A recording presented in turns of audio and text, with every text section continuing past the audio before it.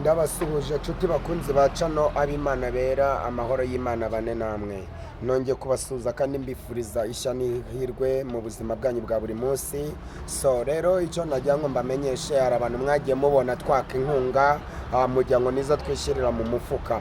Iyi telefone yanjye iyi ngiyi muri kureba ifite ikibazo cy'uko yapfuye mikoro ndetse n'umutima w'imbere ari ugize telefone. Nagerageje gushaka kuyikoresha baca ibihumbi 20 n'abatekinisiye babiri bari badafite kwizera neza yuko yakira, ariko kandi mwebwe bakunzi ba cano ab'Imana bera ndetse n'abanyura kuri TikTok mbasaba inkunga yo kuba umuntu yagura indi telefone. So ibi rero byafasha mbonye indi telefone, byafasha gufungura TikTok live kuno umuntu aba ari kubasengera babwira ijambo ry'Imana, akagenda abaha na message zanyu, buri wese akabona na message ze umwuka wera aba yatweretse, tukabaha na nimero mukabona uko muhamagara mukadutelefona. Ariko birambabaza cyane, hari abantu bajya banyura mu gikari bakavuga bati mukozi w'Imana dusengere, Imana ikaduha message tukazibahereza, ariko kandi ugasanga ndacyabura ikintu cyitwa TikTok live cyangwa se YouTube live. Kubera iki? Kubera yuko telefone yanjye yapfuye. Ubu tuvugana rero rino vuga butumwa mubona mba natiye telefone z'abantu bakaza bakafotorera bakamfotora, barangiza iryo vuga butumwa bakaringarurira kuri iyi telefone mfite mu ntoke, ubundi nkabona kurya poroyinga. Bisobanuye ngo iyi telefone nta kindi, niyo naguhamagara kuri izi bluetooth uri kubona nambaye, zino bluetooth izi nizo zituma mbasha kumva n'akajwi gatoya muri yo.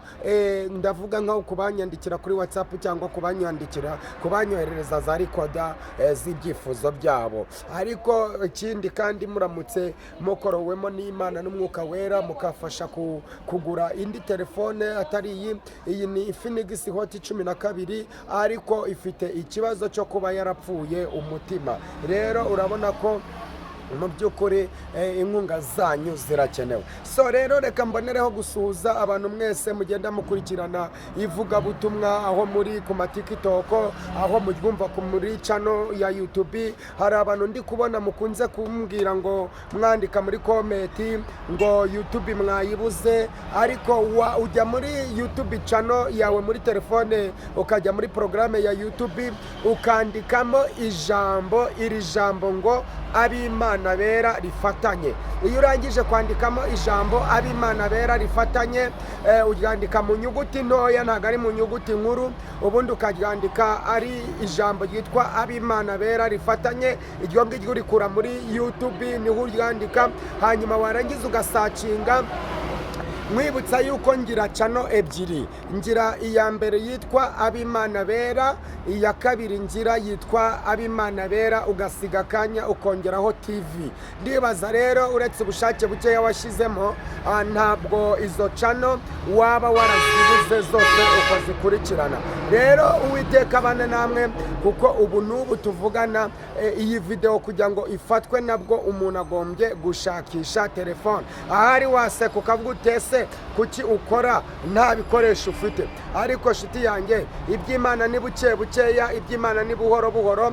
Icyo nzi neza nuko Imana byose izabikora kandi bikajya ku murongo neza. Amahoro y'Imana rero abane namwe, ndabasuhuje mwebwe bagabo bo ku macano, ndabasuhuje mwebwe bakobwa, mwebwe basore, mwebwe bakecuru ndetse namwe bana batoya ndabasuhuje. Reka mbonereho gusengera n'aba bantu bafite uburwayi bwo mu nda, uburwayi bw'umugongo, uburwayi bw'amaguru, uburwayi bw'imitwe y'uruhande rumwe, uburwayi bwa za karande zo mu miryango. Abo bantu ushobora kumpamagara kuri 0782 324 ubundi nkagufasha. Komenti yawe irakenewe, ariko n'inkunga yawe irakenewe. Niyo mpamvu rero mwagiye mubona tubandikira tuti dukeneye inkunga zanyu, dukeneye umusaruro wanyu. Imana ishimwe cyane. Rero ndagira ngo nkumenyeshe ngo rero tugusabye inkunga yawe, kandi inkunga yawe irakenewe. So reka rero twumve rino jambo ry'Imana ubundi twumve icyo umwuka wera abwira amatorero ye. Imana ishimwe, Imana ihimbazwe. Reka dusome iri jambo riri mu Gutegeka kwa kabiri ibice 7 umurongo wa 7.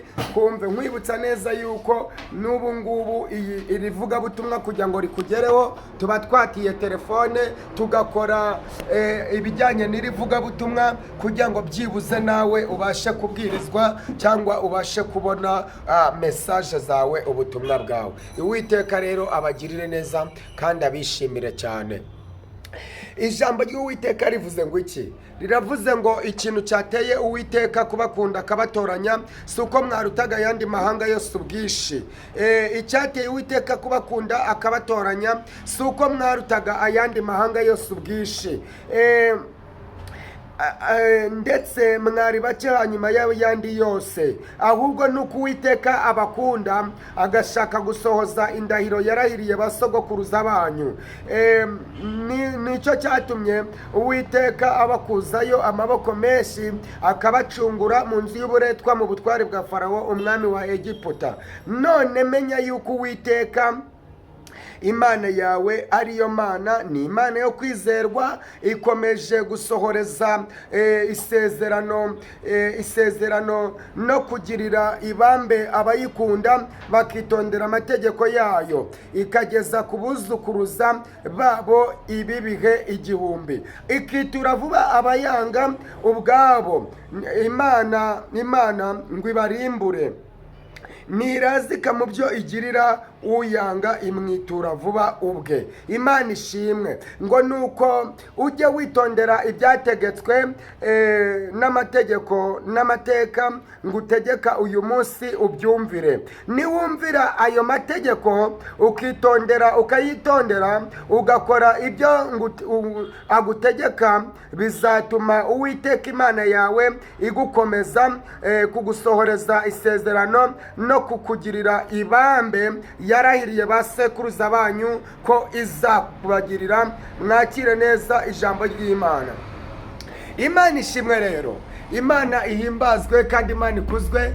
Birashoboka yuko wari ufite ibibazo bikuremereye, birashoboka yuko wari ufite intambara urwana nazo, birashoboka yuko wari wihebye, birashoboka yuko utari ufite akazi, birashoboka yuko uburwayi bwari bwarakubayeho akaramata, birashoboka yuko ingorane zari nyinshi, ariko uyu munsi Imana ivuganye nawe ngo humura, komera, kuko ije mu byawe, ije kukurengera, ije kukuvuganira. Aho so na nyoko batabayeyo irahakubereye. Imana ishimwe. Imana rero ijya itugira abo kwifuzwa kandi ikaturemera ubuzima buzima, ikaduhesha agaciro, igatuma dukundwa. Abantu barakuvuyeho bakakugarukira, abantu barakwanze bakakugarukira. Imana ishimwe, Imana ikugirire neza. Rero nakubwiye ni wowe inkunga yawe irakenewe, kandi nkubwirane kandi komeza ukizwe, usenge, ukiranuke ku gatoya na kanini, wera imbuto zikwiriye abihanye, hanyuma kandi wirinde utaza kugwa mu moshya. Imana ishimwe. Rero Uwiteka abane namwe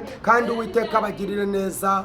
Amahoro y'Imana abane namwe. Ushobora rero kuduhamagara kuri 0782324200 cyangwa se kandi n'inkunga yawe irakenewe. Nuko Yesu rero abiteho, kandi dukomeje kugenda dushakashaka za telefone tubagezaho amavugabutumwa. Imana ibagirire neza.